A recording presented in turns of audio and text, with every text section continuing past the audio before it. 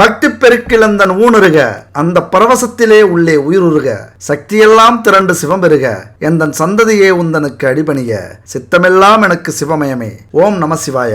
என் அன்பு மீனராசி நண்பர்களுக்கும் தோழிகளுக்கும் பிள்ளைகளுக்கும் பெரியோர்களுக்கும் வணக்கம். இந்த வீடியோவில் நம்மளை படைச்ச இந்த பிரபஞ்சத்துக்கிட்டையும் கடவுள்கிட்டையும் நமக்கு காவலா இருக்கிற குலதெய்வத்துக்கிட்டையும் எப்பொழுதுமே நம்ம கஷ்டப்படும் போது, துன்பப்படும் போது, வேதனைப்படும் போது, இந்த பூமியில ஏன் பிறந்தோம் அப்படின்னு நினைக்கும் போது, வாழ்வா சாவா, நம்மளே நம்மளை மாற்றிக்கலாமா அப்படின்னு முடிவெடுக்கும் போது நம்ம குமரி குமரி வெந்து தணிந்து இந்த கேள்விகளை நம்ம கேட்போம். இறைவா ஏன் எங்களுக்கு இந்த கதி அப்படிங்கிற கேள்விகளை நம்ம கேட்போம். அப்ப நமக்கான பிரபஞ்சமும் கடவுளும் கிரகங்களும் எப்பொழுதுமே நம்ம காக்குமா, நம்மளை தூக்கி விடுமா, துன்பங்களிலிருந்து மீட்குமா அப்படிங்கறத பத்திலாம் இந்த வீடியோ நம்ம தெளிவா பார்க்க போறோம். கடைசி வரைக்கும் ஸ்கிப் பண்ணாம பாருங்க.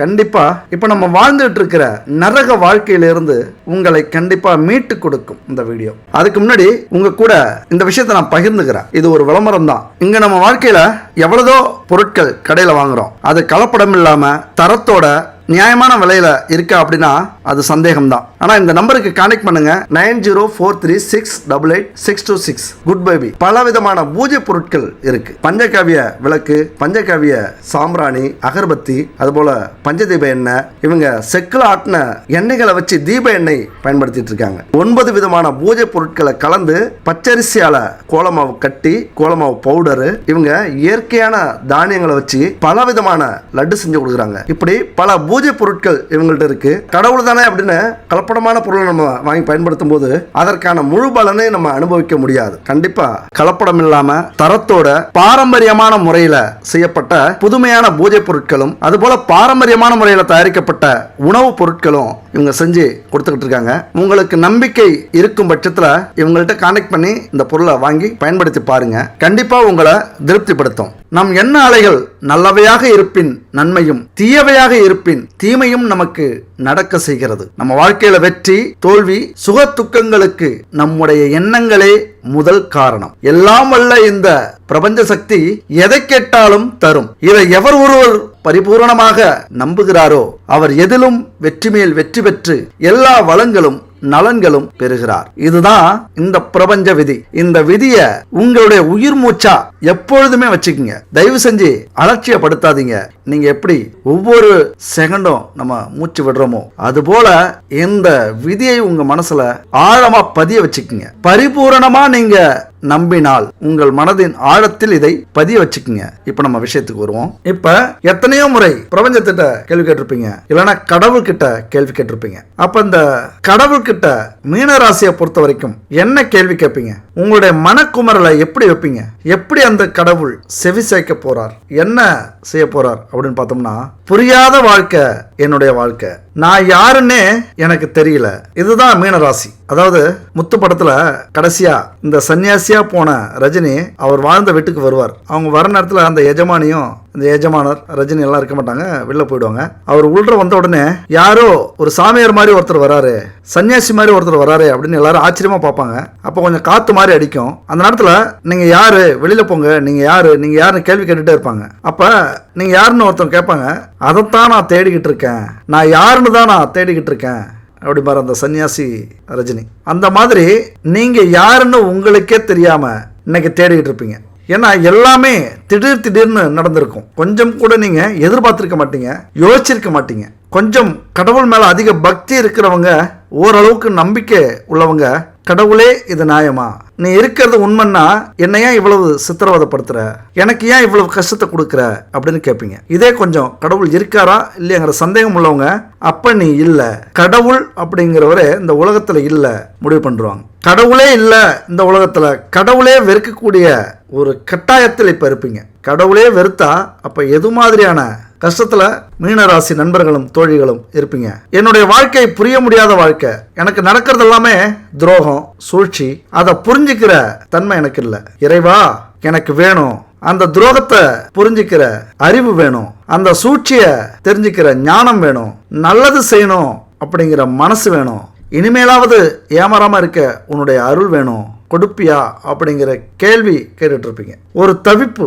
சில பேருக்கு சூழ்நிலை, யாரு துரோகம் செஞ்சிருந்தாலும் தெரியாது, ஏதோ ஒரு சூழ்நிலை அப்படின்னு நினைச்சிருவீங்க. ஆனா அதுக்கு பின்னாடி ஒரு மனுஷன் இருப்பான் அப்படிங்கிறது விதி. யாருமே இல்லாம எந்த ஒரு விஷயமும் தனியாக நடக்காது. தனியாக நடக்குது அப்படின்னா அது விதியாகத்தான் இருக்கும். இயற்கை நமக்கு தீங்கு விளைவிக்காது. நான் சொல்ற விஷயத்த புரிஞ்சுதா இல்லையான்னு தெரியல, மறுபடியும் சொல்றேன். நமக்கு ஒரு கெடுதல் நடக்குது அப்படின்னா அதுக்கு காரணம் ஒரு மனுஷனா இருக்கணும், இல்லைன்னா விதியா இருக்கணும். விதி அப்படின்னா நாம செஞ்ச கெட்ட விஷயங்களுக்கு கிடைக்கக்கூடிய பலனா இருக்கணும். எக்காரணத்தை கொண்டும் அது இயற்கையா இருக்காது. ஏன்னா இயற்கைக்கும் நமக்கு கிடைக்கிற கஷ்டங்களுக்கும் நஷ்டங்களுக்கும் எந்த ஒரு தொடர்பும் இல்லை. அப்ப கண்டிப்பா ஒரு மனுஷன் தான். அந்த சூழ்ச்சி அறியக்கூடிய ஞானம் உங்களுக்கு வேணும் அப்படின்னு வேண்டாத கடவுள் இருந்திருக்க மாட்டாங்க. இப்ப ரெண்டா பிரிஞ்சிருப்பீங்க. கடவுள் இருக்கிறார், கடவுள் இல்லை, அவ்வளவுதான். அப்ப சிறப்பான குணம் என்னன்னு பார்த்தோம்னா எந்த ஒரு காரியத்தையும் தைரியத்தோட செய்யறது, அதுதான் உங்களுடைய சிறப்பான குணம். எதுக்குமே பயப்பட மாட்டீங்க, கலங்க மாட்டீங்க. முடிவு பண்ணிட்டீங்கன்னா தைரியத்தோட இறங்கிடுவீங்க. இதுதான் உங்கள்கிட்ட இருக்கிற சிறப்பான குணம். மகரம் கும்பத்தை பொறுத்த வரைக்கும் விழுந்தாலும் எழுந்திருக்கக்கூடிய வலிமை அவங்களுக்கு உண்டு. உங்களுக்கு ஒரு காரியத்தை எடுத்துட்டீங்க, முடிவு பண்ணிட்டீங்க அப்படின்னா அது யார் எடுத்தாலும் கவலைப்பட மாட்டீங்க, முடிச்சே தருவீங்க. அதுபோல ஏன் பிறந்தோம், நான்லாம் எதுக்கு பிறந்தேன், என்னை ஏன் இந்த இறைவன் படைச்சான், அதுலேயும் சொல்லப்போனா பெண்ணாக படைச்சிட்டானே அப்படிங்கிற வேதனை மீனராசி பெண்களுக்கு. வாழ்க்கையே இருண்டது மாதிரி இருக்கும். திடீர்னு குடும்ப பிரச்சனை வந்திருக்கும், திருமணம் தடைப்பட்டிருக்கும், கணவன் மனைவி பிரிஞ்சிருப்பீங்க, இல்லைனா நோய் வந்திருக்கும், இல்லைனா தொழில பெரிய நஷ்டம் வந்திருக்கும். கண்டிப்பா மிகப்பெரிய தோல்வியை இப்ப நீங்க சந்திச்சிருக்கணும் மீனராசி இந்த காலகட்டத்தில். ஏன்னா வந்திருக்கிறது 7.5 சனி. எது சொன்னாலும் சனி பகவானை பிரிச்சுட்டு மீனராசியை இப்ப பேசவே முடியாது. அதை தவிர்த்துட்டு பேசுங்க அப்படின்னா முடியாது. சனியினுடைய பாவத்தை தண்டனையை கொடுக்காம போக மாட்டார். ஆனா அதே நேரத்தில் அதையும் உங்களுக்கு குறைச்சு கொடுத்துக்கிட்டு இருக்கார் யாரு, சிவபெருமான். அப்ப நீங்க நினைக்கலாம் நடக்கிறதே பெரிய கஷ்டம் நடக்குது, இதுல இங்க குறைச்சு கொடுக்கிறாரு. எப்பொழுதுமே சிவன் கைவிட மாட்டார் மீனராசி நண்பர்களையும் தோழிகளையும். இதையே குறைச்சு கொடுக்குறாரு அப்படின்னா உண்மையா கஷ்டங்கள் இன்னும் எவ்வளவு உங்களுக்கு வந்திருக்கும் அப்படின்னு பாருங்க. நல்லா பிளான் பண்ணுவீங்க, திட்டம் போடுவீங்க, செலவு பண்ணுவீங்க, ஆனா அதை யாராவது கெடுத்துருவாங்க. அதை ஜெயிக்க முடியாத அளவுக்கு தோக்க வச்சிருவாங்க. உண்டா இல்லையா? உலகத்தையே வெறுக்கிற சூழ்நிலையில இருப்பீங்க. நல்லா யோசிச்சு முடிவு பண்ணுவீங்க, ஆனா தோத்துரும். அங்கதான் மன உளைச்சல், குழப்பங்கள் அதிகரிக்கும். தற்கொலை செஞ்சுக்கலாமா பாதை மாறுவீங்க. ஆண்களாக இருந்தா மனசு கஷ்டத்துல மது அருந்த முயற்சி பண்ணுவீங்க. மீள முடியாத துன்பங்கள் துயரங்கள் அப்படி நடக்கும்போது எதையோ இழந்துட்டது மாதிரி இதுக்கு மேல நம்ம மீண்டு வர முடியாது அப்படிங்கிறது மாதிரி ஓவரா மது குடிச்சிட்டு நீங்க யாருங்கிறதே மறந்து போய் எங்கெங்கயோ கீழே கிடப்பீங்க. திடீர்னு பாக்குறவங்களுக்கு ரொம்ப அதிர்ச்சியா இருக்கும். செம்ம டீசென்ட் ஆளு, ஏன் இப்படி நடக்குது, அவருக்கு ஏன் இப்படி பண்றாரு, அந்த அளவுக்கு எல்லாத்தையும் வெறுக்கக்கூடியவர்கள் மீனராசி நண்பர்களும் தோழிகளும். பெண்களா இருந்தா சொல்லவே வேண்டாம், வீட்டை விட்டு ஒரு வாரத்துக்கு வெளியே வர மாட்டாங்க. அவ்வளவு ஒரு மன உளைச்சல். இங்க என்ன நினைக்கணும் அப்படின்னா நம்ம ஏன் வருத்தப்படணும், நம்ம ஏன் கஷ்டப்படணும். இன்னைக்கு சிரிப்பு நாளைக்கு அழுகை, இது மனுஷ வாழ்க்கையில இயற்கை சாதாரணம். இன்னைக்கு சிரிப்பு வருதே அப்படின்னு சிரிச்சிடவும் கூடாது அதிகமா. இன்னைக்கு அழுகுற அளவுக்கு நம்ம நிலைமை இப்படி ஆயிடுச்சு அப்படின்னு ரொம்ப அழுகவும் கூடாது. எதுவுமே ஒரு லிமிட். மீனராசியை பொறுத்த வரைக்கும் லிமிட்டோட வச்சுக்கிட்டீங்க அப்படின்னா எந்த ஒரு பிரச்சனையும் பெருசா மாறாது. நல்லா புரிஞ்சுங்க. அந்த நேரத்தில் நடக்கிற பிரச்சனை பெருசா உங்க பார்வைக்கு தெரியலாம், பூதாகரமா தெரியலாம், ஆனா அது பெரிய பிரச்சனையே இல்லை. நீங்க அலட்சியப்படுத்தும் போது, உதாசீனப்படுத்தும் போது, அல்லது இது பெரிய பிரச்சனை அப்படின்னு ரொம்ப மன உளைச்சல்ல சோர்ந்து போகும்போது அது இன்னும் பெரிய பிரச்சனை ஆயிடும். நல்லா புரிஞ்சுங்க. ஒரு எடுத்துக்காட்டு தான், கவர்மெண்ட் கிட்ட இருந்து ஃபைன் கட்ட சொல்லி ஒரு 1000 ரூபாய் ஃபைன் கட்ட சொல்லி தகவல் வருது அப்படின்னா அந்த 1000 ரூபாய் உங்ககிட்ட இருக்காது.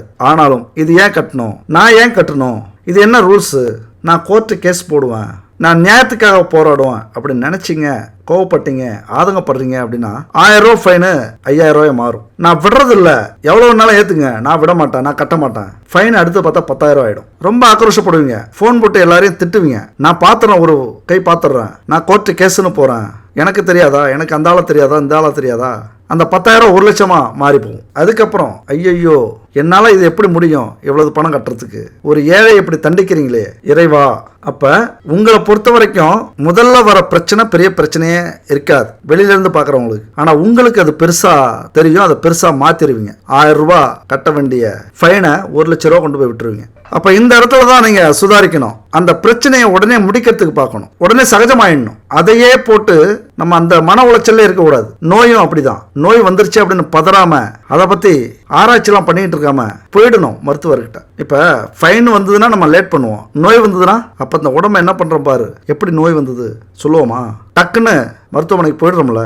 அதை வளர விட்டோம்னா என்ன ஆகும், முத்தி போயிடும். அந்த மாதிரி தான் கஷ்டங்களை, துன்பங்களை, துயரங்களை, துரோகங்களை, தோல்விகளை, அவமானங்களை, நஷ்டங்களை எப்பொழுதுமே வளர விடாதீங்க, சோர்ந்து போகாதீங்க. எப்படி நீங்க ஒரு விஷயத்தை ஆரம்பிக்கும் போது தைரியமா ஆரம்பிக்கிறீங்களோ, எதுக்கும் கவலைப்படாம ஆரம்பிக்கிறீங்களோ, துணிஞ்சு ஆரம்பிக்கிறீங்களோ, அந்த மாதிரி விழுந்தாலும் உடனே எழுந்திருச்சு அதை முடிக்கிறதுக்கு முயற்சி பண்ணிட்டே இருங்க. கண்டிப்பா உங்களால முடியும். எந்த ராசிக்காரவங்க துணையா இருப்பாங்க, எந்த ராசிக்காரவங்க துரோகம் பண்ணுவாங்க, யாரு உங்களுக்கு எதிரியா இருப்பாங்க, யாரு நண்பர்களாக இருப்பாங்க அப்படின்னு பார்த்தோம்னா, மேஷம், கடகம், சிம்மம், தனுசு ராசிக்காரர்கள் நண்பர்களாக இருப்பாங்க. உங்கள் வெற்றிக்கு துணையா இருப்பாங்க. நீங்க விழுற நேரத்துல தோள் கொடுப்பாங்க. அதே நேரத்துல ரிஷபம், மிதுனம், கன்னி, துலாம் இந்த ராசிக்காரங்கள்ட்ட நீங்க கொஞ்சம் எச்சரிக்கையா இருக்கணும். நீங்க பாத்தீங்க அப்படின்னா வேலையில உங்க வேலைக்கு குழி பறிச்சிட்டு இருப்பாங்க. தொழிலில் உங்களை மாதிரி தொழில் செஞ்சு உங்களை கவுக்க பார்ப்பாங்க. பெரிய பிஸ்னஸில் உங்கள் கூடவே இருந்து உங்களை புகழ்ந்து பாடிக்கிட்டு இருப்பாங்க. எல்லார பற்றியும் போட்டு கொடுத்துட்டு இருப்பாங்க. அதுபோல் உங்கள் உறவுகளில் யாராவது அடுத்தவங்களை பற்றி குத்த சொல்லிகிட்டே இருப்பாங்க. இவங்கெல்லாம் பார்த்தீங்கன்னா இந்த ரிஷபம், மிதுனம், கன்னி, துலாம் இவங்களா இருப்பாங்க. இவங்கள்ட்ட நீங்கள் சுதாரிப்போட நிதானமா இருந்தே ஆகணும். இவங்க எல்லாமே உங்களுக்கு ஒரு வகையில துரோகம் செய்யக்கூடிய நபர்களாக இருப்பாங்க.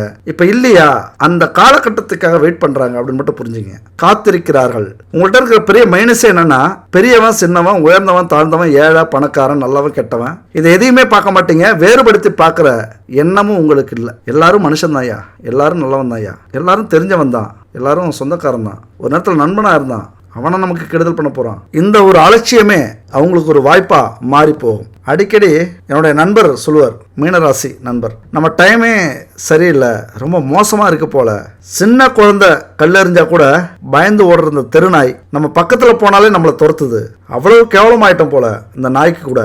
சின்ன குழந்தைக்கு பயப்படுற நாய் என்ன எதுக்கு துரத்துது? அப்ப என் நேரம். இதுதான் மீனராசி நண்பர்களுடைய நிலைமை. இப்ப இன்னொருத்தர் சொல்லுவார், என்னங்க இது பொழப்பு, வர்றவன் போறவன்லாம் துரோகம் பண்றான், அடிக்கிறான், கஷ்டப்படுத்துறான், என்னால் அவங்கள திருப்பி அடிக்க முடியும், ஆனால் நான் அடித்தேன் அப்படின்னா அது என்னை ரொம்ப பிரச்சனையில் கொண்டு போய் விட்டுரும், என் நேரம் சரியில்லை, என் சூழ்நிலை அப்படி இருக்கு அப்படின்னு புலம்புவார். இதுதான் மீனராசி நண்பர்களுடைய தோழிகளுடைய காலகட்டம். அமைதியா போவீங்க. ஒருத்த கூப்பிட்டு, என்ன அந்த ரோட்ல நீ நடக்கிற, இது என்ன உங்க அப்பா விட்டு ரோடா, வேணுன்னே ஒம்பு இழுப்பாங்க. சினிமா தேட்டருக்கு போனீங்கன்னா பின்னாடி உள்ளவன் காலை எடுத்து முன்னாடி உங்கள் சீட்டில் போடுவான், உங்களுக்கு டிஸ்டர்ப் ஆகும். அங்கே வேணுன்னே சண்டை போடுவான். வேலை செய்கிற இடத்துல ஒரு சேரை தள்ளி போட்டதுக்கு சண்டை வரும். தொழில் செய்கிற இடத்துல எவனே தெரியாது, இது ஏன் இடம், அந்த இடத்துல ஏன் தொழில் பண்ணுற அப்படிமா. வியாபாரம் செய்கிற இடத்துல, சினிமாவாக இருந்தால் இது காப்பி ரைட்ஸு, நான் ஏற்கனவே இந்த கதையை எழுதி வச்சிட்டேன் அப்படின்னு பிரச்சனை வரும். இதுக்கெல்லாம் என்னங்க பண்ண முடியும்? நம்மளால எதுவும் வர்றதில்ல. நம்ம கொஞ்சம் அடங்கி இருந்தாலும் முடங்கி இருந்தாலும் நம்மளை வேணுன்னே சீன்றாங்க. அப்போ என்ன, சேருக்காகலாமா சண்டை போட முடியும், ரோட்டுக்காகலாமா கோர்ட்டு கேஸ்ன்னு போக முடியும்? இதுதான் மீனராசி நண்பர்களுக்கான காலம். பெண்கள்னா சொல்லவே வேண்டியதில்லை, ஏகப்பட்ட சந்தேகம் குடும்பத்தில், வீட்டில், கணவன் கிட்ட, வேலை செய்கிற இடத்துல பிரச்சனை, தொழில் செய்கிற இடத்துல பிரச்சனை, தேவையில்லாதவங்களாம் சீண்டுவான். அவனுக்கு ஏதாவது தோணுச்சுன்னா நோண்டுவான் வந்து, அப்புறம் அசிங்கப்பட்டிருக்கணும், கெட்ட பேர் வாங்கிட்டு இருக்கணும், அப்புறம் உறவுகாரங்கள்ட்ட பழிச்சொல், நண்பர்கள்ட்ட அவமானம், குடும்ப தகராறு, அதனால குடும்ப பிரிவு, பணப்பிரச்சனை, இதெல்லாமே அடுத்தடுத்த பிரச்சனையில சிக்கி தவிப்பீங்க. மீனராசியை பொறுத்த வரைக்கும் இந்த ஒரு 2-3 வருஷமும் நித்திய கண்டம் பூரண ஆயுசு இந்த கதை தான். என்னைக்கு இந்த வெடிவு காலம் பிறக்குமோ தவிச்சு போயிருப்பீங்க. ஒன்று மட்டும் நீங்க தெரிஞ்சுங்க, கண்டிப்பா மாறும். மாறுறது தான் வாழ்க்கை, இல்லைன்னா அது வாழ்க்கை இல்லை, மாறிக்கிட்டே இருக்கும் வாழ்க்கை அப்படிங்கிறது. போராடித்தான் ஜெயிக்கணும். கவலைப்படாதீங்க, கடவுள் இருக்கிறார். யாரு? முருகன். அன்பிற்கு எல்லையோ முருகா, உந்தன் அருளுக்கு எல்லைதான் இல்லையே முருகா, கண்கண்ட தெய்வமே முருகா, கண்கண்ட தெய்வமே முருகா, எந்தன் கலியுக வரதனே அருள்தாரு முருகா, அழகென்ற சொல்லுக்கு முருகா. இந்த முருகன் இருக்கும்போது மீனராசி நண்பர்களுக்கும் தோழிகளுக்கும் என்ன கவலை? எத்தனை துன்பங்கள் வந்தாலும் அவருடைய அழகான சிரிப்பு போதும். அப்படி ஒரு சிரிச்சு பாருங்க, அந்த ஒரு புன்னகையை நீங்க பூத்து பாருங்களேன். நம்ம கண்ணு முன்னாடி நிற்கிற தெய்வம் முருகன். அவருடைய அருள் பார்வைப்பட்டது அப்படின்னா அதனால கிடைக்கிற பலனுக்கு எல்லையே இல்லை, கிடைச்சிக்கிட்டே இருக்கும். நீங்க ஏன் கவலைப்படுறீங்க? அந்த முருகனே பிரபஞ்சத்துக்கிட்ட போராடுறாரு. இந்த பிரபஞ்சம் உங்களுக்காக இந்த மாதிரி கொடுக்க போகுது. இப்ப இந்த பிரபஞ்சம் உங்ககிட்ட பேசுதுன்னு வச்சுங்களேன், எல்லாரும் தன்னுடைய நிலையிலிருந்து உயர்ந்த இடத்தை பார்ப்பாங்க. இவ்வளவு பெரிய ஆளா, இவ்வளவு பெரிய குடும்பமா, இவ்வளவு கோடீஸ்வரர்களா இருக்காங்களே அப்படின்ட்டு. ஆனா நான் என்னை விட தாழ்ந்தவர்கள், என்னை விட கஷ்டப்படுபவர்கள், இவர்களை பார்த்து நான் ஆறுதல் அடைஞ்சுக்கிறேன். என்னுடைய வாழ்க்கைக்கு என்னைக்குத்தான் நீ ஒளியேற்றி கொடுக்க போகிறாய்? ஆண்டவனே, உன் பாதங்களை நான் கண்ணீரில் நீராட்டினேன். இந்த ஓருயிரை நீ வாழ வைக்க என்று உன்னிடம் கையேந்தினேன். முருகையா, இப்படி இறைவனிடம் கையேந்தி கொண்டிருக்கிறீர்கள். இந்த பாட்டை நான் துன்பப்படுற நேரத்தெல்லாம், நான் சோர்வடைகிற நேரத்திலெல்லாம் இந்த பாட்டை கேட்பேன். எனக்கு ரொம்ப ஆறுதலா இருக்கும். கண்டிப்பா கடவுள் கைவிடுவாரா அப்படின்னா கைவிட மாட்டார். ஏன்னா உங்களுக்கு பிரபஞ்சம் கை கொடுக்க தயாராக இருக்கிறது. கவலைப்படாதீங்க, பிரபஞ்சம் இப்ப இதுதான் சொல்லுது, அல்லது கடவுள் இதை தான் சொல்றார். எப்பொழுதுமே ஒரு உண்மையை நீங்க புரிஞ்சுக்கணும். இந்த கஷ்டங்களை எல்லாம் அனுபவிக்கத்தான் நம்முடைய பிறவியே முதல்ல ஆரம்பிச்சிருக்கு. இந்த பூமியில வந்த வேலையே அதுதான். எப்பொழுதுமே நம்மளுடைய பிறப்பு எதுனா முன்ஜென்ம வினைகளை தீர்க்கத்தான் இப்ப நம்ம பிறந்திருக்கோம். அப்ப பிறந்ததால கஷ்டங்கள் மட்டும்தான் கொடுக்குதா அப்படின்னா, நாம செஞ்ச புண்ணியங்களும் இருக்குல்ல, முன் ஜென்மத்திலேயோ அல்லது பெற்றோர்கள் முன்னோர்கள் மூலியமா நடந்த புண்ணியங்கள் இருக்குல்ல. ஒரு மனுஷன்னா கெட்டவனாவே வாழ்ந்திருப்பானா, அல்லது நம்ம கெட்டதாவே செஞ்சிருப்போமா? இல்ல. ஆனால் நமக்கு வரக்கூடிய பாவங்கள் எது தெரியுமா? கெட்டதுக்கான பலன் முன்னாடி வரும், நல்லதுக்கான பலன் பின்னாடி வரும். இதுதான் உண்மை. இந்த விதியை நீங்க புரிஞ்சுக்கணும். அப்ப இந்த கஷ்டங்களை கொடுத்து கொண்டிருக்கும் கடவுள் நீங்க நம்பிக்கை இழக்கிற நேரத்துல அப்படியே தூக்கி விடுவார் பாருங்க. கை கொடுப்பார். ஒரு கை உங்களை நோக்கி நீளும். அந்த கை சொல்லுது, கவலைப்படாதே, நீ மாறப்போகிறாய், உன் வாழ்க்கை மாறப்போகிறது, புது வாழ்க்கையை அனுபவிக்க போகிறாய், தைரியமாக இரு, ஜெயிக்க போகிறாய். அன்னைக்கு நீ என்ன புரிஞ்சுப்ப. இந்த கர்ம வினையெல்லாம் தீர்த்து நீ ஜெயிக்கிற அன்னைக்கு நான் இருக்கேன் என்று புரிந்து கொள்வாய், புரிந்து கொள்ள முயற்சி செய்வாய். அன்று பேச முடியாமல் தவிப்பாய், என்னை தேடி அலைந்து ஓடி வருவாய், ஆனந்தத்தில் என்னை பார்த்து அழுது விடுவாய். இன்று வடிக்கும் கண்ணீரை விட, துன்பத்தால் வடியும் கண்ணீரை விட ஆனந்த கண்ணீரை பெருக்கெடுத்து நான் ஓட செய்வேன். கவலைப்படாதே நண்பர்களே, இந்த பிரபஞ்சம் பேசுகிறேன், உங்களை படைத்த இறைவன் பேசுகிறேன். கவலைப்படாதீர்கள். நினைத்து பாருங்கள், உங்களை பூமியில படைச்சதே நான் தான். உங்களை தோற்க விடுவேனா? அதற்காகவே நான் உன்னை தேடி வந்திருக்கிறேன். என் கையை பிடி, என்னை தொட்டுவிடப்பார், முழுசா நம்பு, கவலைப்படாதே. நிச்சயமாக உன்னை இந்த புதைக்குழியிலிருந்து கரை சேர்ப்பேன். இது தெரியாமல், இந்த கர்மா புரியாமல் கவலைப்பட்டு கொண்டிருக்கிறாய். நம்பிக்கையோடு இரு, நம்பிக்கைத்தான் வாழ்க்கை. இப்படி சொல்கிற கடவுள் பிரபஞ்சம் உங்களை கைவிடுமா? நீங்க நினைச்சு பாருங்க. யாரையுமே நீங்க நம்ப வேண்டாம். நம்மை படைத்த பிரபஞ்சத்தை நம்புங்க. நம்ம பெத்தவங்க நமக்கு துரோகம் என்னைக்குமே செய்ய மாட்டாங்க. 1000ல் 1 துரோகம் செய்பவர்களாக இருப்பார்கள். அது அவர்களுடைய கர்ம வினை. 999 பேர் பெத்தவங்க அல்லது பிள்ளைகளுக்கு துரோகம் நினைக்கவே மாட்டாங்க. அதை விட 1000 மடங்கு உயர்ந்த கடவுள் பிரபஞ்சம் நம்மளை கைவிடுமா? நம்மளை படைக்கிறதுக்கு எவ்வளவு கஷ்டப்பட்டிருக்கோம் இந்த பிரபஞ்சம். யோசிச்சு பாருங்க. இதெல்லாம் ஒரு விதி, இது ஒரு ஃபார்முலா, இது ஒரு டிசைன். அப்படியே அப்பா அம்மா இணைஞ்ச உடனே நம்ம பிறந்துட்டோம் அப்படின்னு நினைச்சிடாதீங்க. இந்த பிரபஞ்சத்துக்கு பெரிய பங்கு இருக்கு. முன்ஜென்ம பாவங்களை சுமந்து புண்ணியங்களை சுமந்து உங்களை சரியான பெற்றோர்களுக்கு பிறக்க வைத்து அந்த பாவ மூட்டைகளை, அந்த புண்ணிய மூட்டைகளை உங்களுக்குள்ளார இறக்கி வைக்கணும். பிரபஞ்சத்துக்கு பெரிய வேலை இருக்கு. இந்த ரகசியத்தை நீங்க புரிஞ்சுக்கிட்டீங்க அப்படின்னா உங்களுக்கு மன வருத்தமே வராது. அதுதான் மீனராசி. மீனராசி நண்பர்களே, பிரபஞ்சம் உங்களுக்காக இருக்கு. முருகப்பெருமான் இருக்கிறார். அது மட்டும் இல்ல, உங்கள் ராசிநாதன் குரு இருக்கிறார். எத்தனை துன்பங்கள், கஷ்டங்கள், துரோகங்கள், தோல்விகள் மாறி மாறி வந்தாலும் அதெல்லாம் பெருசா நீங்க காட்டிக்க மாட்டீங்க. அதையெல்லாம் பார்த்துக்கிறவர் உங்க ராசிநாதன் குரு பகவான். எல்லோரும் இன்புற்றிருக்க நினைப்பதுவே அன்றி வேறொன்றும் அறியேன் பராபரமே. குரு வாழ்க, குருவே துணை. அந்த குரு உங்களுக்கு துணையா இருப்பார். உங்கள் வீட்டு அதிபதி ஒருத்தன் கத்தி எடுத்துட்டு குத்த வந்தாலும் அமைதியா நில்லுங்க. அவன் குத்தினாலும் உங்களுக்கு வலிக்காது. உங்களுடைய பாவம் அவனுக்கு போகும். குருவை நினைச்சுக்கங்க, முருகனை நினைச்சுக்கங்க. அப்படி ஒரு வலிமையை இந்த குரு பகவான் உங்களுக்கு கொடுப்பார். வியாழக்கிழமையில, எந்த வியாழக்கிழமையா இருந்தாலும் சரி, எல்லா வியாழக்கிழமையும் விசேஷமான நாள் தான் குரு பகவானுக்கு. இருக்கிற கிரகத்திலேயே மிகப்பெரிய பலன் கொடுக்கப்பட்டிருக்கிற கிரகம், மனித வாழ்க்கையில அதிக பலனை கொடுக்கக்கூடிய கிரகம் குரு தான். குரு நினைச்சா மட்டும்தான் நம்ம வாழ்க்கையில முன்னேற முடியும். தொழிலையும் சரி, தொழில கிடைக்கிற லாபமும் சரி, நமக்கு கிடைக்கிற அதிர்ஷ்டங்களும் சரி, செல்வம், பணம், பவுனு, இல்லற வாழ்க்கை, குழந்தை பாக்கியம், இது எல்லாமே கொடுக்கக்கூடிய அதிகபட்சம் நன்மை செய்யக்கூடிய கிரகம் குரு பகவான். குரு அப்படின்னாலே சுப குரு தான், கெட்ட குருலாம் இல்ல. அதனால குருவை நீங்க நம்பியாகணும். மீனராசியை பொறுத்த வரைக்கும் குரு பகவானை நம்புங்க. வியாழக்கிழமை தயவு செஞ்சு விரதம் இருங்க. உயிர் போகக்கூடிய பிரச்சனை இருக்கா? உயிர் போனாலும் போகட்டும், ஆனா அவமானம் தாங்க முடியல நினைக்கிறீங்களா? துரோகங்கள் நிறைய நடக்குது நினைக்கிறீங்களா? என் வாழ்க்கையை நான் இழந்துட்டேன் எங்க குடும்பத்துக்காக, ஆனா இன்னைக்கு நடுத்தருவில் விட்டுட்டாங்க நினைக்கிறீங்களா? நம்ப வச்சு கழுத்தை அறுத்துட்டாங்க நினைக்கிறீங்களா? எல்லாத்தையும் நான் இழந்துட்டேன் இந்த குடும்பத்துக்காக அல்லது என் குடும்பத்துக்காக நினைக்கிறீங்களா? வியாழக்கிழமை விரதம் இருங்க. கோவிலுக்கு போய் தட்சிணாமூர்த்தி பூஜை நேரத்தில் கலந்துக்குங்க. 7:30 மணி இருக்கும். அந்த பூஜையில் கலந்துக்குங்க. எல்லா செல்வங்களும் உங்களுக்கு வந்து சேரும். யார் உங்களுக்கு கெடுதல் நினைச்சாலும் விலகி போயிட்டே இருப்பாங்க. குரு பகவானை நம்புங்க.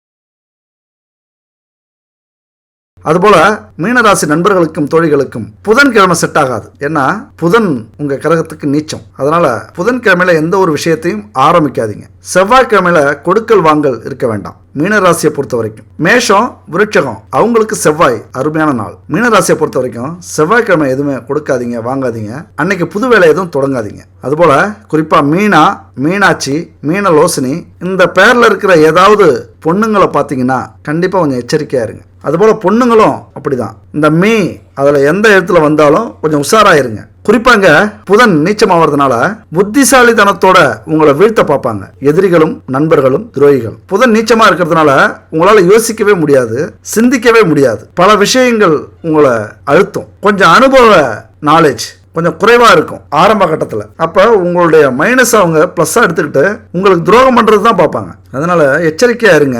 ரொம்ப அதி புத்திசாலிகிட்டலாம் நீங்க கொஞ்சம் ஒதுங்கியே இருங்க. அதி புத்திசாலிகள் உங்களை எப்படி பயன்படுத்திக்கலாம், உங்கள்கிட்ட இருந்து எப்படி பறிக்கலாம், உங்களை எப்படி முட்டாளாக்கலாம், உங்களை எப்படி வீழ்த்தலாம், இதுதான் நினைப்பாங்க. அது மாதிரி சுக்கிரன் இங்க உச்சமாவதுனால ஆடம்பர சொகுசு வாழ்க்கை கண்டிப்பா உங்க வாழ்க்கையில உண்டு. இன்னைக்கு 1000 கஷ்டங்கள் இருக்கலாம், அதெல்லாம் தூக்கி போட்டு நாளைக்கு நீங்க கோடீஸ்வரன் அந்த எண்ணங்களை முதல்ல உங்க மனசுல வர வைங்க. அந்த நம்பிக்கையை வர வைங்க. நாளைக்கு நான் கோடீஸ்வரன், 40 கார் என் வீட்டு முன்னாடி நிற்கிது, 400 கோடிக்கு பங்களா கட்டியிருக்கேன், 40,000 கோடியில் பிஸ்னஸ் நடந்துட்டு இருக்கு, நானும் ஒரு கோடீஸ்வரன் தான் ஐயா. இதை மனசில் நினைங்க, கனவு காணுங்க. அந்த கனவு உங்களை தூங்க விடாம பண்ணிச்சு அப்படின்னா கண்டிப்பாக ஒரு நாள் கோடீஸ்வரன் தான் நீங்க. ஏன்னா சுக்கிரன் உச்சமா இருக்காரு. கவலையே விடுங்க. யாரும் உங்களை அவமானப்படுத்தினாலும் அசிங்கப்படுத்தினாலும் பிச்சைக்காரனை கூட திட்டுட்டுமே பரவாயில்ல. நாளைக்கு நீங்க கோடீஸ்வரனை அவதாரம் எடுக்கும்போது அவன் கூனி குறுகி பேச முடியாம நிற்பான். எது மாதிரி தெரியுமா? பிச்சைக்காரன் படத்துல கடைசியில பிச்சை எடுத்த அந்த பணத்தை எல்லாம் விஜய் ஆண்டனி கோவில் உண்டியல்ல போட போவார். அப்போ ஒரு போலீஸ்காரன் தடுத்துருவான், அரெஸ்ட் பண்ண வருவான். உடனே அவர் கெஞ்சுவார், இந்த ஒரு நிமிஷம் இருங்க, நான் அந்த உண்டியல்ல காசை போட்டுடுறேன், அதுக்கப்புறம் என்ன அரெஸ்ட் பண்ணுங்க.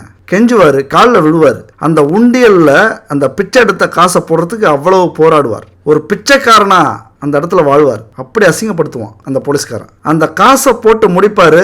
மணி 12 மணி ஆகும். ஒரு 10 கார் வந்து நிற்கும். அந்த கார்ல இருந்து ஒருத்தர் வந்து இறங்கி அவரை விடுங்க சார் அப்படிம்பாரு. போலீஸ்கார கையை எடுப்பான். விஜய் ஆண்டனி கார்லார் போவார். பிச்சைக்காரனா உள்ள போய் வெளியில கோடீஸ்வரனா வெளில வருவார். வெளியில வரும்போது அந்த போலீஸ்காரனை கவனிக்கவே மாட்டார். அவன் திகைச்சு போய் சரியான அடி தலையில பட்டவன் மாதிரி நிற்பான். இங்க உங்களை பொருத்தி பார்த்துக்குங்க. அந்த படத்தை நீங்க பார்க்கல அல்லது எப்பயோ பார்த்துருக்கீங்க அப்படின்னா மறுபடியும் அந்த சீனை போடுங்க, யூடியூப்ல போடுங்க. பிச்சைக்காரன் பெஸ்ட் சீன் வரும். இதுதான் மீனராசி. இங்கதான் சுக்கிரன் ஆடம்பரமான சொகுசு வாழ்க்கையை உங்களுக்கு கொடுக்க போகிறார். பிச்சைக்காரனா இருந்தாலும் கோடீஸ்வரனாக அவதாரம் நீங்க எடுப்பீங்க. அந்த நம்பிக்கையோட கனவு காணுங்கள். ஆசைப்படாதீங்க, பேராசைப்படுங்க. அந்த பேராசைக்காக உழைங்க. உழைக்கிற எந்த ஒரு பேராசையும் பேராசையே இல்லை, அது ஒரு ஆசை. நீங்க வெறுமனே ஆசைப்பட்டா கூட நடக்காம போயிடலாம். இந்த உலகத்துல நல்லதோ கெட்டதோ, கொள்ளைக்காரனோ கோடீஸ்வரனோ அவன் பேராசைப்பட்டதால தான் அது நடந்திருக்கு. கொள்ளை அடிக்கிறவனும் பேராசைப்பட்டதால தான் கொள்ளை அடிச்சிருக்கான். கோடீஸ்வரனும் பேராசைப்பட்டதால தான் அவன் கோடீஸ்வரன் ஆயிருக்கான். கொள்ளைக்காரன் ஆகணும்னு பேராசைப்படாதீங்க, கோடீஸ்வரன் ஆகணும்னு பேராசைப்படுங்க. உழைங்க, கனவு காணுங்க, அந்த கனவை எழுதி வைங்க. அந்த எழுதின கனவை நினைவாக்க முயற்சி பண்ணிட்டே இருங்க. கஷ்டப்படுங்க, ராத்திரியும் பகலும் கஷ்டப்படுங்க. 20 மணி நேரம் தூங்காதீங்க, 4 மணி நேரம் தூங்குங்க. கிடைக்கிற 2 மணி நேரம் கேப்ல தூங்குங்க. ரத்த வேர்வை வருதா சந்தோஷப்படுங்க, கஷ்டங்கள் வருதா சந்தோஷப்படுங்க, அவமானம் வருதா ரொம்ப சந்தோஷப்படுங்க, யாராவது நிராகரிக்கிறாங்களா ரொம்ப ரொம்ப சந்தோஷப்படுங்க. சொல்லுங்க, நாளைக்கு நான் கோடீஸ்வரன். வாய் விட்டு சொல்லிட்டு வாங்க, டேய் நாளைக்கு நான் கோடீஸ்வரன்டா. என் அன்பு மீனராசி நண்பர்களே, கண்டிப்பா இது உங்களால முடியும். கோயிலுக்கு போறதுக்கு முன்னாடி யாரெல்லாம் உங்களுக்கு ஏழையா தெரியுறாங்களோ, கஷ்டப்படுறாங்களோ, நோயாளியா இருக்காங்களோ அவங்களுக்கெல்லாம் உங்களால முடிஞ்ச உதவி செய்யுங்க. வியாழக்கிழமையில அசைவ உணவு சாப்பிட்றத கொஞ்சம் நிறுத்துங்க. வாங்கி சாப்பிட்றதை நிறுத்துங்க. உங்க குரு அல்லது உங்களுக்கு வேலை சொல்லி கொடுத்தவங்க, ஆசிரியர்கள், அது மாதிரி தந்தை, இவங்களுக்கெல்லாம் மரியாதை கொடுங்க. உங்களால எவ்வளவு மரியாதை கொடுக்க முடியுமோ, சண்டையா இருந்தாலும் சரி, அவங்களுக்கும் உங்களுக்கும் வாழ்வ சாவா சண்டை இருக்கா பரவாயில்ல, அவங்கள பார்த்தா தூரத்துல இருந்தாவது நீங்க தரையில தொட்டு கும்பிடுங்க. அவங்களுக்கு தெரியாம கூட போகட்டும் பரவாயில்ல. அந்த ஆசீர்வாதம் உங்களுக்கு வேணும். கண்டிப்பா மிகப்பெரிய இடத்த நீங்க பிடிப்பீங்க. அது மட்டும் இல்ல, இந்த வரலட்சுமி விரதம் வருது, அற்புதமான ஒரு விரதம், பயன்படுத்திக்கங்க. பெண்களாக இருந்தீங்கன்னா வரலட்சுமி நோன்பு இருந்து முறைப்படி பூஜை செஞ்சு அன்னை மகாலட்சுமியை வரவேற்று உங்க வீட்டுல அந்த பூஜையில கலந்துக்கிற பெண்களுக்கு அந்த பொருட்கள்லாம் கொடுப்பாங்க தானமா. அதெல்லாம் கொடுத்தீங்க அன்னைக்கு அப்படின்னா கணவருக்கு நீண்ட ஆயுள், திருமணம் ஆகாத பெண்களுக்கு திருமணம், நல்ல கணவன், அதுபோல புகழ், செல்வம், இன்னும் சொல்ல போனா 16 வகையான செல்வம் அன்னைக்கு கிடைக்குமா. 16 வகை செல்வத்தையும் வழங்கக்கூடிய மகாலட்சுமி தேவியை நினைச்சு வரலட்சுமி விரதம் இருந்தீங்க அப்படின்னா எவ்வளவு கஷ்டங்கள் இருந்தாலும் அதெல்லாம் தீர்ந்து போகும். நான் என்ன சொல்றேன், எவ்வளவு துன்பங்கள் இருந்தாலும், பிரச்சனைகள் இருந்தாலும், கடன் பிரச்சனையா இருந்தாலும், குடும்ப பிரச்சனையா இருந்தாலும், குடும்ப பிரிவு இருந்தாலும், இந்த விரதத்தை முறையா இருங்க. இதை பத்தின விளக்கத்தை அடுத்த வீடியோல நான் விளக்கமா சொல்றேன், எப்படி இருக்கணும் அப்படின்ட்டு. முறையா இருங்க, அதுக்கப்புறம் உங்கள் வாழ்க்கை கண்டிப்பா மாறும். அத்தனை பிரச்சனைகளும் உங்கள் வாழ்க்கையில இருந்து விலகும். திருமணம் நடக்காதவங்களுக்கு திருமணம் நடக்கும். நல்ல கணவன் அமைவார்கள். கணவன் இருந்தால் ஆயுள் நீடிக்கும். 16 செல்வங்களும் நம்ம குடும்பத்துக்கு வரும். வரலட்சுமி விரதத்துல அவ்வளவு அற்புதங்கள் இருக்கு. வாழ்க்கை பூரா கஷ்டப்படுறதை விட அன்னைக்கு அந்த விரதம் இருந்து 4 பெண்களுக்கு அந்த தான பொருட்களை கொடுத்தோம் அப்படின்னா எவ்வளவு பலன் இருக்கு தெரியுங்களா. இதெல்லாம் யார் தெரியுமா செய்வாங்க? நல்லா பாருங்க, நல்லா புரிஞ்சுக்கிங்க. பெரிய பெரிய கோடீஸ்வரங்க வீட்டில் இதெல்லாம் நடக்கும், பணக்காரர்கள் வீட்டில் நடக்கும். அவங்களுக்கு அந்த உண்மை புரியும். அதை நல்லாவே புரிஞ்சுக்கிட்டவங்க அவங்க. அந்த வாழ்க்கையை நம்மளும் எடுத்தோம், அதில் நம்மளும் பயணித்தோம் அப்படின்னா கண்டிப்பாக நமக்கும் அவ்வளோ பெரிய செல்வங்கள், அவ்வளோ பெரிய பலன் நமக்கு கிடைக்கும். இந்த வரலட்சுமி விரதங்கிறது அற்புதமான விரதம். இந்த வரலட்சுமி விரதத்தில் கொடுக்குற தானமாக கொடுக்குற அந்த பொருட்கள் வேணும் அப்படின்னா இந்த நம்பருக்கு கான்டாக்ட் பண்ணுங்க. குட் பேபி 9043688626 இந்த நம்பருக்கு கான்டாக்ட் பண்ணி அந்த கிட்டு அவங்கள்ட்ட இருக்கு, புக் பண்ணிக்கங்க. அதை வாங்கி வரவங்களுக்கு கொடுங்க. அப்படியே உங்களுக்கு பக்கத்தில் கிடைக்குதா, தரமானதா கிடைக்குதா, சுத்தமானதா கிடைக்குதா அப்படின்னா பக்கத்துலேயே வாங்கிக்கிங்க.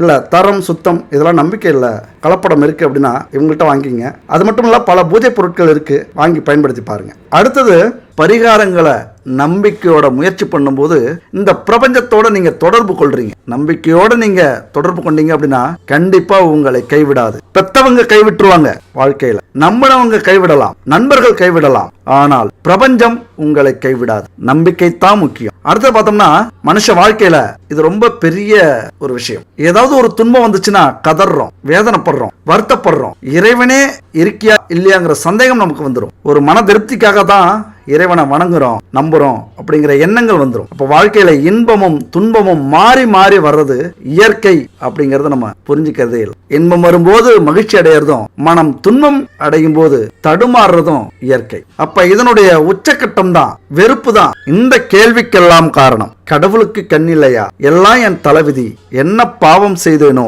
எந்த பாவமும் செய்யாத எனக்கு மட்டும் ஏன் இப்படி நடக்குது, நான்லாம் ஏன் பிறந்தேன், இப்படி பல வார்த்தைகளை போட்டு நம்ம புலம்புறோம். அது உங்களுக்கும் பொருந்தும், எல்லா கஷ்டங்களுக்கும் இது பொருந்தும். பல பேருடைய ஆதங்கம் என்னன்னு பாத்தீங்கன்னா, எல்லாரும் நல்லா இருக்காங்க, எல்லாரும் சந்தோஷமா இருக்காங்க, நம்ம மட்டும் ஏன் இப்படி இருக்கும், கெட்டவங்க எல்லாம் நல்லா இருக்காங்க, எந்த பாவமே செய்யாத நம்ம மட்டும் ஏன் இப்படி இருக்கும் அப்படிங்கிற ஒரு ஆதங்கம் நமக்கு வர்றது இயற்கை தான். ஆனா இந்த ஒரு விஷயத்தை நீங்க ஆணித்தரமா புரிஞ்சுக்கங்க என் அன்பு நண்பர்களே, தோழிகளே. தர்ம சாஸ்திரப்படி, நியதிப்படி ஒருத்தர் தெரிஞ்சும் தெரியாமலும் புண்ணியம் செஞ்சா அதுக்கு தக்க பலன் கண்டிப்பா உண்டு. அது மாதிரி தெரிந்தும் தெரியாமலும் செய்யக்கூடிய பாவங்களுக்கும் தக்க பலன் உண்டு.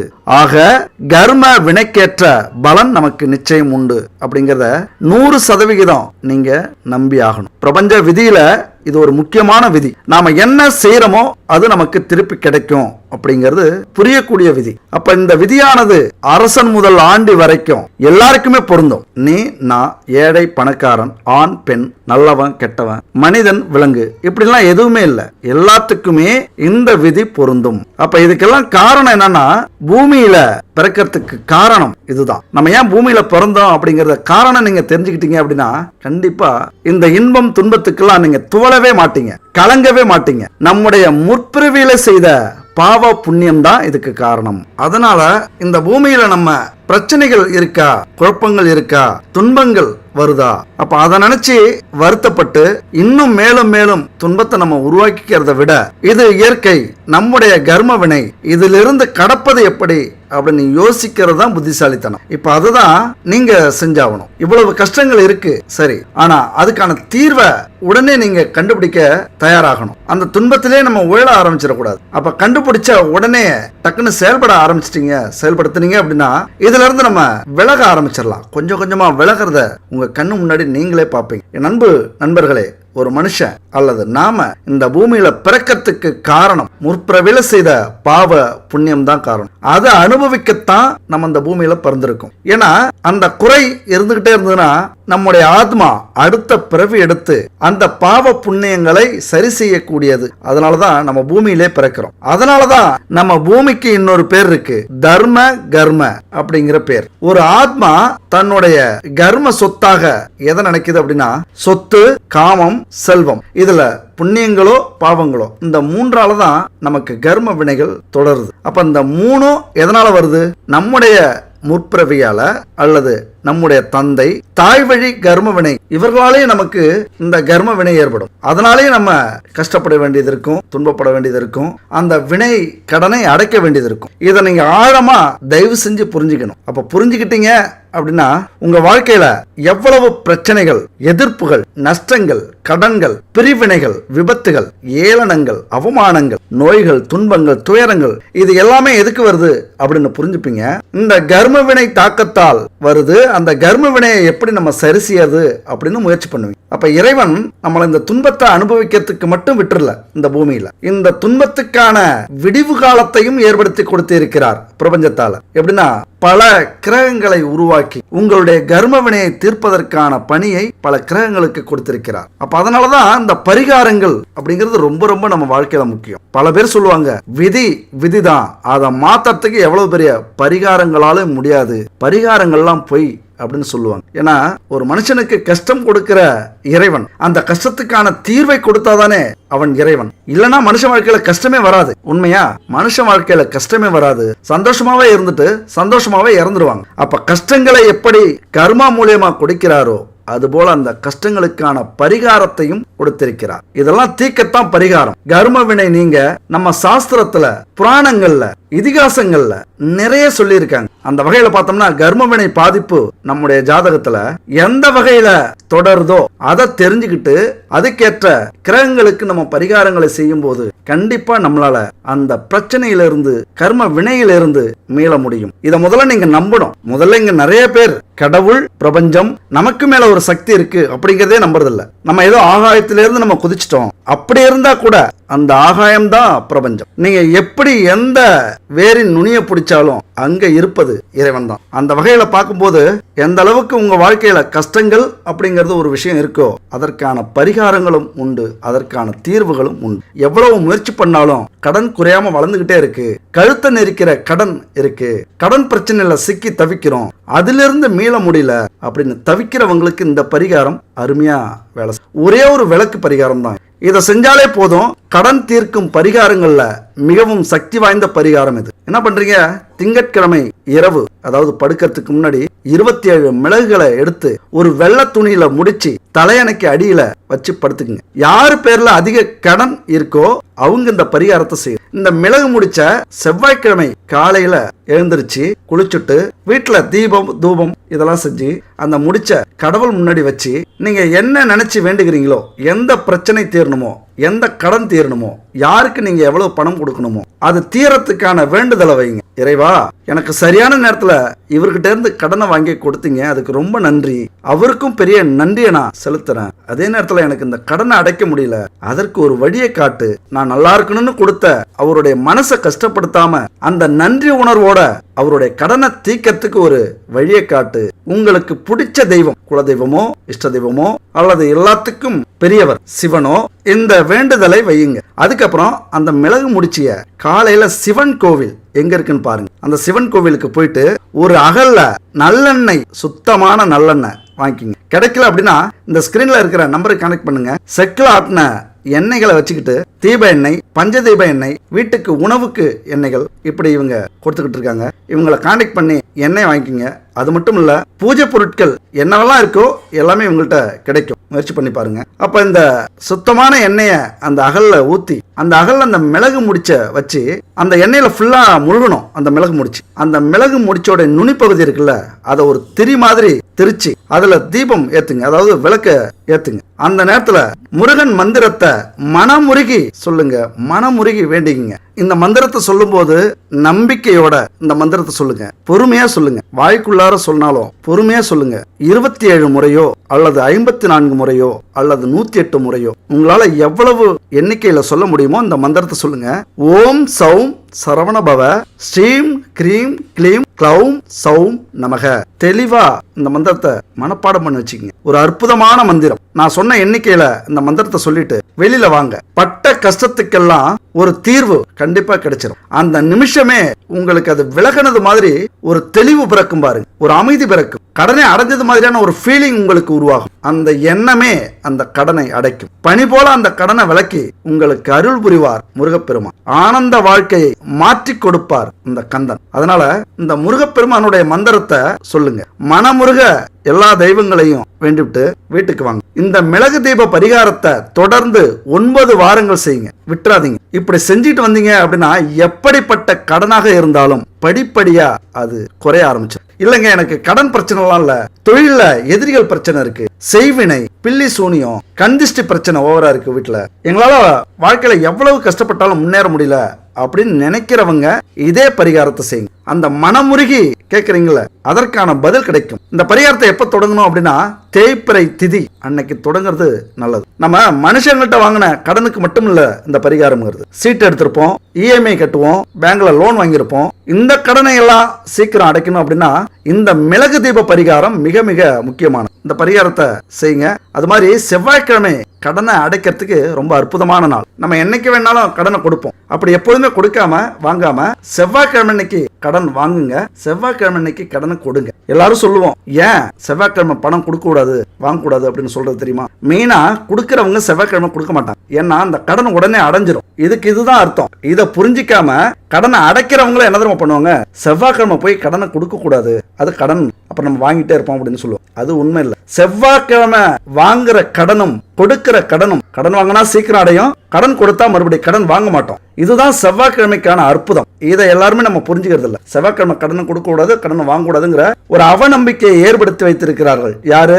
இந்த கடன் வட்டிக்கு மேல வட்டி வாங்கி அடுத்தவங்க வயிற்றுச்சல கொட்டிக்கிறாங்கள, அவங்க ஏற்படுத்தின ஒரு அவதூறு தான் இந்த செவ்வாய்க்கிழமை பணம் வாங்கக்கூடாது கொடுக்க கூடாது அப்படிங்கிறது. அப்ப இந்த நாள்ல கடனாக பெற்ற தொகையை திருப்பி கொடுத்தால் மீண்டும் கடன் வாங்கும் சூழ்நிலை நமக்கு ஏற்படாது. அது மட்டும் இல்ல, இந்த பரிகாரம்லாம் என்னால செய்ய முடியாதுங்க, செய்யறதுக்கு நேரம் இல்ல, முருகப்பெருமான போய் வணங்குங்க. சிவன் கோவிலுக்கு போய் அல்லது முருகனுக்குன்னு இருக்கிற சன்னிதானத்துல போய் வணங்குங்க. மனமுருகி வணங்குங்க. கண்ணீர் துளி கசிய வேண்டுங்க. முருகா, எல்லா பிரச்சனையும் உன் காலடியில கொட்டிட்டேன், எல்லாத்தையும் இழந்துட்டேன், என்னுடைய உடல் மட்டும்தான் உனக்காக இருக்கு, என்னுடைய உசுர் மட்டும்தான் உனக்காக இருக்கு, நீ எதை வேணாலும் எடுத்துக்க, என் பிரச்சனையை உன் பிரச்சனையா உன் காலடியில போட்டுட்ட, அதை பெருசா ஆக்குனாலும் உன் கையில இருக்கு, அந்த பிரச்சனைகள்ல காலில் போட்டு நசுக்குனாலும் உன் காலில் இருக்கு, நீனே பாத்துக்க முருகா.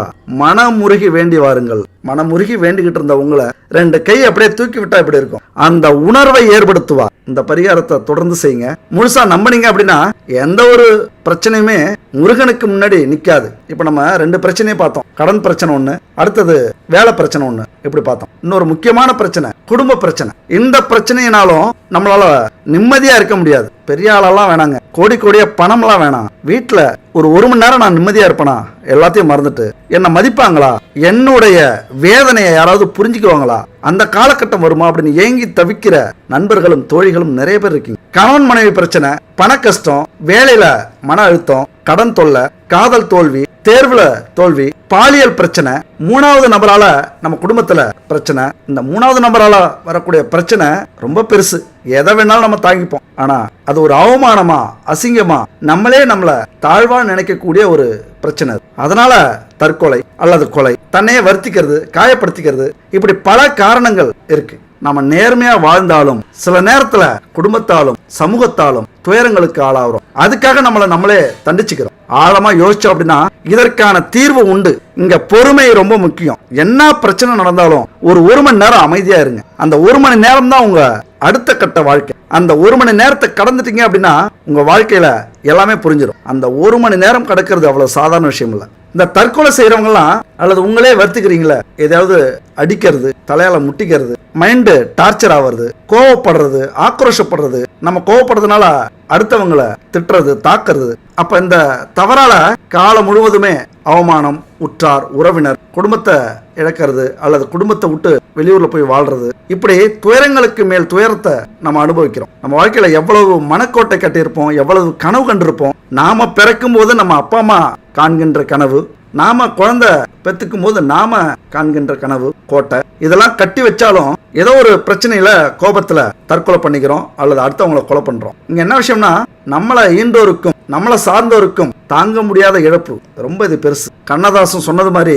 வாழ நினைத்தால் வாழலாம், வழியாய் இல்லை பூமியில். அந்த ஒரு மணி நேரம் யோசிங்க, எவ்வளவு பெரிய கோபம் இருந்தாலும் சரி, இந்த உலகமே உங்களை அவமானப்படுத்திருச்சா, அந்த அவமானத்தை உங்களால தாங்க முடியலையா, அவ்வளவுதான் வாழ்க்கை அப்படின்னு நினைக்கிறீங்களா, அந்த ஒரு மணி நேரம் உங்கள் வாழ்க்கையை மாற்றும். பார்க்க தெரிந்தால் பாதை தெரியும், பார்த்து நடந்தால் பயணம் தொடரும், பயணம் தொடர்ந்தால் கதவு திறக்கும், கதவு திறந்தால் காட்சி கிடைக்கும், காட்சி கிடைத்தால் கவலை தீரும், கவலை தீர்ந்தால் வாழலாம், வாழ நினைத்தால் வாழலாம், வழியாயில்லை பூமியில், ஆழக்கடலும் சோலையாகும், ஆசை இருந்தால் நீந்தி வா.